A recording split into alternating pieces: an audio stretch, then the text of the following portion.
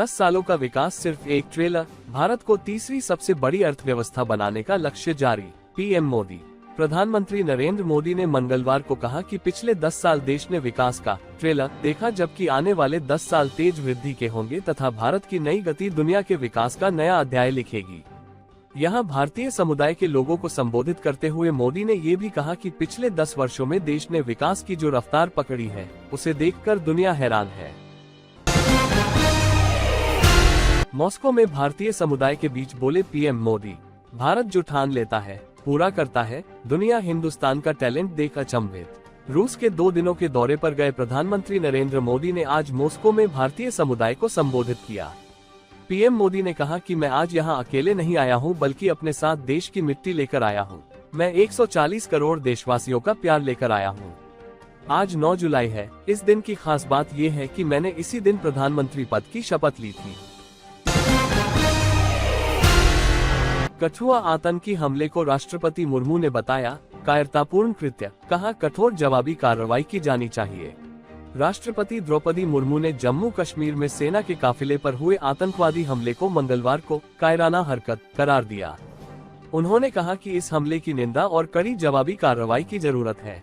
राष्ट्रपति मुर्मू ने social media मंच एक्स पर एक पोस्ट में कहा, मेरी संवेदनाएं उन बहादुरों के परिवारों के साथ हैं, जिन्होंने आतंकवाद के खिलाफ चल रही इस लड़ाई में अपना बलिदान दिया है।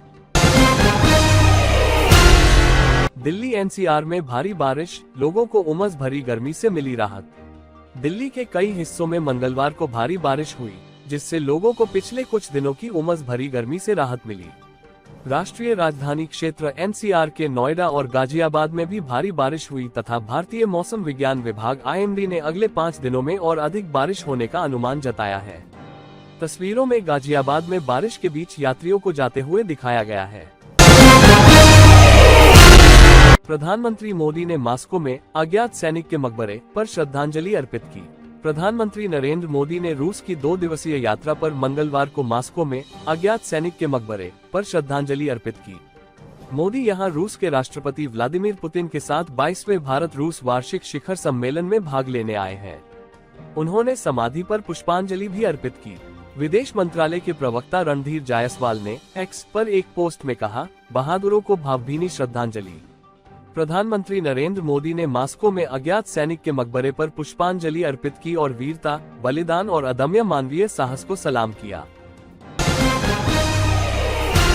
म्यूचुअल फंड में सीप के जरिए निवेश पहुंचा ऑल टाइम हाई पर, 21,262 करोड़ रुपए आया जून में इन्वेस्टमेंट। जून का महीना शुरुआती झटके के बाद भारतीय शेयर बाजार के लिए बेहतरीन रहा है और इसका असर म्यूचुअल फंड्स के इनफ्लो पर भी पड़ा है। जून 2024 में पहली बार सिस्टमेटिक इन्वेस्टमेंट प्लान सीप के जरिए म्यूचुअल फंड निवेश 21,000 करोड़ रुपए के पार जा पहुंचा है। जून में म्यूचुअल फंड में एसआईपी के जरिए कुल 21,262 करोड़ रुपए का निवेश आया है, जो कि ऑल टाइम हाई है।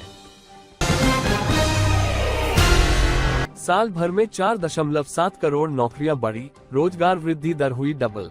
आरबीआई ने जारी किए आंकड़े। भारतीय रिजर्व बैंक ने कहा कि देश ने वित्तीय वर्ष 2023-24 में 4.67 करोड़ नौकरियां जोड़ी हैं।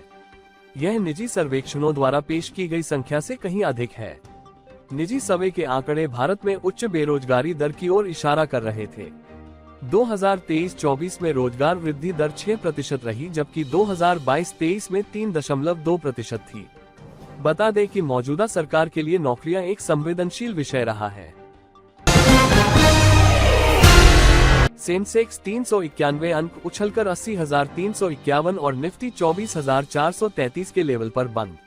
मंगलवार 9 जुलाई को शेयर बाजार में हरियाली रही। निफ्टी ने आज का ऑल टाइम हाई 24,437 का लेवल टच किया। वहीं सेंसेक्स भी 80,000 के पार रहा। कारोबार के अंत में सेंसेक्स 391 अंक उछलकर सेंसेक्स ने 80,351 और निफ्टी 112 अंक मजबूत हुआ। ये 24,433 के स्तर पर बंद हुआ।